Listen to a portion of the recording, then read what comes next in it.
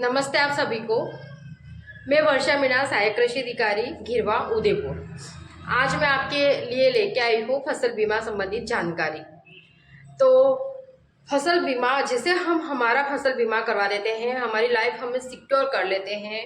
हम कई टाइप के है ना बीमा, LIC कुछ भी करवा लेते हैं। हमें हमारी जान इतनी प्यारी होती है, या फिर जाने के बाद में अगर हमें कुछ हो गया तब भी हम सोचते हैं कि हमारी फैमिली को कुछ ना कुछ मिले। उसी तरह से हमें, अगर हमने इतनी मेहनत करके अगर खेत में फसल बो दी है तो हमें उसका फसल बीमा करवाना चाहिए, जो कि बहुत कम राशि है। अब खरीफ का सीजन निकल गया। ये फसल बीमा मौसम आधारित है कि जैसे कि रबी, खरीफ, जायद तीनों सीजन में होता है। तो अभी मैं आपके लिए लेके आई हूँ रबी सीजन। नवंबर का महीना चल रहा है। लगभग आपने गेहूं की सोइंग कर दी होगी, और चना और सरसों तो आपने दिवाली के आसपास इस टाइम तक बो दिया होगा, या फिर कोई लेट सोइंग भी होगी। और जो की सोइंग चल रही होगी, या फिर 15 दिसंबर के आसपास में आपकी लगभग सोइंग कंप्लीट हो जाती है। तो 1 दिसंबर से लगाकर 31 दिसंबर के आसपास नहीं, 1 दिसंबर से लगाकर 31 दिसंबर फसल बीमा ऑनलाइन शुरू हो जाएगा। तो हमें नज़दीकी कहाँ कहाँ करवाना है, मैं स्टेप बाय स्टेप बताऊंगी। तो पहले फसल बीमा है क्या और किस किस का। अभी रबी सीजन चल रहा है, तो हमें रबी सीजन में फसल बीमा कौन कौन सी फसल का होता है। तो मोस्टली गेहूं, जौ, चना और सरसों, इनका हमारी फसलों का बीमा होता है। या फिर आपके एरिया वाइज या तहसील वाइज या डिस्ट्रिक्ट वाइज मोस्टली जो क्रॉप होती है उसका गाइडलाइन अलग आएगी, उस अकॉर्डिंग हमें करवाना होता है। लेकिन मोटी मोटी ये फसलें होती है। जैसे मैं उदयपुर डिस्ट्रिक्ट से हूँ, पिछली बार हमारे इस बगल जोड़ा था, इस बार इस बगल को हटा दिया गया है। तो गेहूँ जो मोस्टली ऑल राजस्थान में हो जाता है, और सरसों मेजर क्रॉप है जयपुर उधर साइड के एरिया में। और सरसों हो गई, जो हो गया, और गेहूं हो गया। 4 क्रॉप है हमारी। तो इन चारों क्रॉप में हमें फसल बीमा करवाना ज़रूरी होगी। चना हो गया एक, है ना, ये चारों फसल हो गई। तो जहाँ जहाँ आपकी मेजर क्रॉप होगी वहाँ का फसल बीमा इंश्योर आपका होगा ही होगा। वो आप अपने डिस्ट्रिक्ट के हिसाब से आपके नज़दीकी कृषि प्रवेशक या कृषि विभाग से या फिर बीमा कंपनी एजेंट से कंफर्म कर लें। तो अब आते हैं कि इस साल उद्यानिकी फसलों को भी जोड़ा गया है। मैं उदयपुर से हूँ, तो हमारे उदयपुर ज़िले में 2 सब्जियाँ जोड़ी गई हैं, और 2 बागवानी फसलें जोड़ी गई है, और एक सौंफ को भी ऐड किया गया है। तो हमारे जो 2 फसलें हॉर्टिकल्चर में ऐड की गई है, टमाटर और बैंगन, और ये ऑर्चर्ड है, ऑर्चर्ड के अंदर आम और नींबू इसको, और एक फसल है सौंफ की। हमारे इधर एरिया में थोड़ा सा सौंफ का एरिया भी बढ़ा हुआ है, तो सौंफ को भी ऐड किया गया है। तो ये मोटी मोटी हो गई क्रॉप्स, और अब ऊपर नीचे आपके डिस्ट्रिक्ट वाइज हो सकती है। लेकिन अब हमें फसल बीमा करवाना कैसे है, अब हमें फसल बीमा करवाना क्यों होता है, सबसे पहले ये जानना ज़रूरी है। क्यों, क्या होता है कि कई बार हमने फसल बो दी, कोई प्राकृतिक आपदा हो गई, या फिर ओलावृष्टि हो गई, बारिश हो गई, तूफान हो गया, बाढ़ हो गई। अधिक बारिश से भी फसलें जैसे नुकसान होता है, ऐसे अधिक सर्दी से भी फसलों का नुकसान हो जाता है, ओले गिर जाते हैं, फसल तेज हवा चलती है तो लॉसिंग हो जाता है। तो उस एवज में हमें फसल बीमा कराना चाहिए, क्योंकि आपने जो सोइंग की है वहाँ से लगाकर आपकी कटाई या कटाई के बाद में भी 14 दिन तक आपने खेत में फसल रखी है, तब भी नुकसान हो जाता है। तो उस राशि को कवर करने के लिए सरकार ने ये योजना चलाई है। तो हमें इसलिए बहुत कम राशि है, हमें हर बार हमारी फसल को बीमा करा के हमें उसकी गारंटी ले लेनी चाहिए। क्योंकि अगर नहीं भी हो तो हमें उतनी सी राशि से कोई फ़र्क नहीं पड़ता, लेकिन हम थोड़े से फ्री हो जाते हैं, और हमें ये रहता है कि हमें कुछ न कुछ मिल जाएगा। तो अब क्या होता है कि हमें फसल बीमा किस किस को करवाना है और कैसे होगा, कई लोगों को जानकारी नहीं होती है। और कई बार क्या होता है कि किसान सफ़र करता है, बहुत जगह पे जा के आता है, सही गाइडलाइन नहीं होने की वजह से भी किसान 1-2 बार जाके फिर परेशान हो जाता है, और जानते हुए भी वो नहीं करवा पाते हैं। रीज़न क्यों करवाना है, कैसे करवाना है, और क्या क्या डॉक्यूमेंट चाहिए, वो जानना बहुत ज़रूरी है। तो सबसे पहले ऋणी किसान जिन किसानों ने अपनी ज़मीन पे लोन ले रखा है किसी भी टाइप का, वो जहाँ से उन्होंने लोन ले रखा है, चाहे बैंक होगा या चाहे सहकारी समिति होगी, वहाँ से लिया होगा, तो उस किसान का वैसे तो हर बार ऑटोमेटिकली बीमा हो जाता है। लेकिन कई बार क्या होता है कि किसान के पास में बहुत ज़्यादा ज़मीन है और उसने उस हिसाब से है ना लोन ले रखा है, और फिर उसमें उसने क्रॉप नहीं बो रखी है और उसका बीमा ऑटोमेटिकली हो गया, तब भी हमें उस शाखा में जाकर, बैंक हो या चाहे सहकारी समिति, जानकारी देके लिखित में हमें जानकारी देनी चाहिए कि मैंने इस इतने एरिया में ही है ना फसल बो रखी है और इतने एरिया का ही होना चाहिए।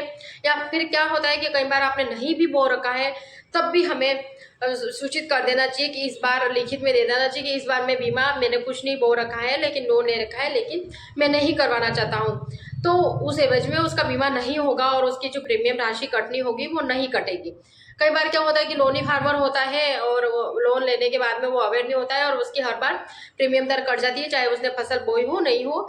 तो हमें इस चीज़ का जानकारी रखनी चाहिए। अगर आपको नहीं करवाना है तब भी आप लिखित में दो, लोनी किसान जिन्होंने लोन ले रखा है, और करवाना है तो आपका ऑटोमेटिकली हो जाता है। जैसे कि लोनी हो गए, नॉन लोनी हो गए और बट्टाधारी किसान, ये तीनों बीमा करवा सकते हैं। हमने ऋणी की बात कर ली, हम नॉन ऋणी है वो भी फसल बीमा करवा सकते हैं, और दूसरा कि बट्टाधारी किसान है वो भी अपना फसल बीमा करवा सकते हैं, है ना।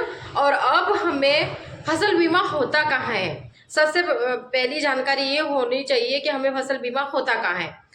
तो नज़दीकी जहाँ बैंक है, आपके जो नज़दीकी बैंक है वहाँ पर फसल बीमा होता है। जो गैर ऋणी किसान है वो भी करवा सकते हैं वहाँ जाकर। दूसरा, कोई पोस्ट ऑफिस है वहाँ पर भी होता है, और सहकारी समिति पे भी होता है, और एक जो फसल बीमा का जो एजेंट है वहाँ से भी होता है। तो 4 जगह से हो जाता है, नज़दीकी बैंक शाखा, जहाँ पर सहकारी समिति और पोस्ट ऑफिस, और आप जो एजेंट है वहाँ से करवा सकते हैं ना। ये 4 जगह से आप फसल बीमा करवा सकते हैं। ये जानकारी नहीं होने की वजह से किसान बहुत ज़्यादा सफ़र करता है। अब जानकारी ये होने के बाद में क्या होता है कि फसल बीमा के लिए हमें क्या क्या डॉक्यूमेंट चाहिए, क्योंकि डॉक्यूमेंट कंप्लीट नहीं होंगे तब भी हमें सफ़र करना पड़ेगा और बार बार चक्कर काटने पड़ेंगे। और बैंक वैसे भी शेड्यूल बैंक का बहुत ज़्यादा बिजी होता है। अगर आपके पास में डॉक्यूमेंट सही हो और आप जाओ और फसल बीमा करवा लें, तो हमारे पास में सबसे पहले डॉक्यूमेंट में नकल होती है, जो लेटेस्ट नकल पटवारी से प्रमाणित, लेटेस्ट नकल प्रमाणित होनी चाहिए पटवारी से।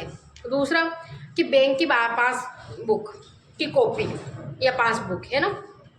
दूसरा, जो बट्टाधारी किसान होते हैं उस एवज में हमें मूल निवास प्रमाण पत्र होना चाहिए, ठीक है। एक स्वयं का घोषणा पत्र क्या होता है, कई बार कि है ना एक किसान के पास में कम से कम 10 बीघा जमीन है, लेकिन उसने 2 बीघा में और पर्टिकुलर खसरा में है ना फसल बो रखी है। तो आप है ना उस लेटर में लिखोगे कि मैं ये किसान सन ऑफ गाँव पंचायत जो भी है, लिखने के बाद में मेरे पास में कुल इतनी ज़मीन है और उसमें से मैंने इस खसरे नंबर में ये फसल बो रखी है और उसका टोटल एरिया इतना है, 1 बीघा है, 2 बीघा है, जो भी है वो लिख के स्वयं का घोषणा पत्र हो गया। तो 4 चीज़ें हो गए, नवीनतम जमाबंदी हो गई, स्वयं का घोषणा पत्र हो गया, और एक हो गया आपका आधार कार्ड, है ना, और एक आपका जो मूल निवास जहाँ के आप हो।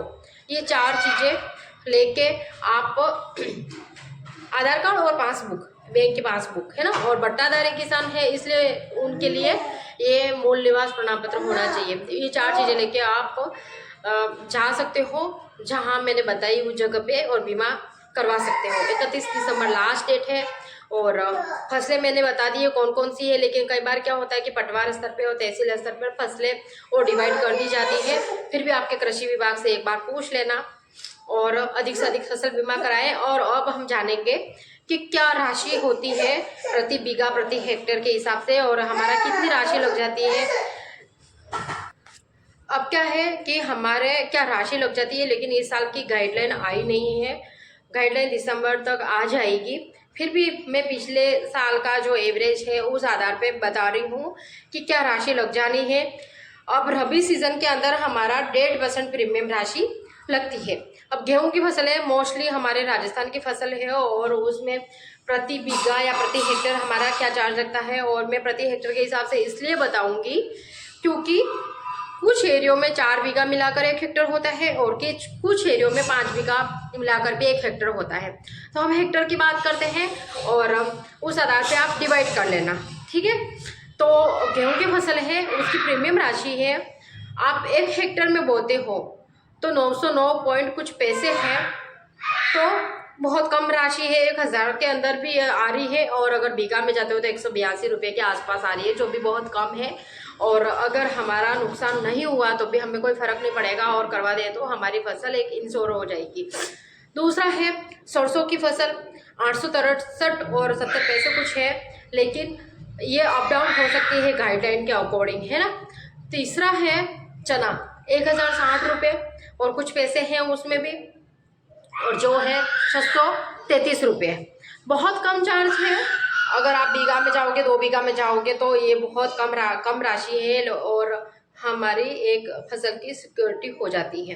तो अधिक से अधिक फसल बीमा करवाइए, और कोई प्राकृतिक आपदा आती है या फिर कोई नुकसान होता है तो हम उससे बच सकते हैं, या नहीं भी हुआ तो भी हम एक सेटिस्फाइड हो जाते हैं कि हाँ भाई हमने फसल बीमा करवा दिया, फसल बो दी है, अब थोड़ी जिम्मेदारी मेरी भी खत्म हुई। बाकी थैंक यू। वीडियो अच्छा लगे तो लाइक एंड सब्सक्राइब करें।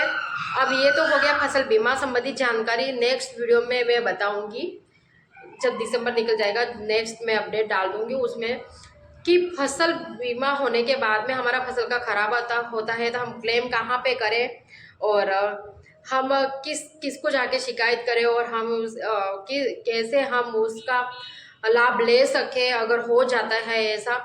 तो वो एक वीडियो अलग से बनाऊंगी, उसमें टोटल जानकारी दे दूंगी। वीडियो अच्छा लगे तो लाइक एंड सब्सक्राइब करें अधिक से अधिक, और आपको किस मैटर में और जानकारी चाहिए मुझे कमेंट में लिखिए, तो मैं उस पर वीडियो बनाऊंगी। और ये जितना भी लिखा है, जितना भी मैंने बताया है, इसको थोड़ा सा जो मोटे मोटे पॉइंट है वो मैं डिस्क्रिप्शन में डाल दूंगी। अगर आप बार बार वीडियो नहीं देख पाओ तो डिस्क्रिप्शन में देख लेना, तो आपको थोड़ी डिटेल मिल जाएगी फसल बीमा संबंधित। Thank you.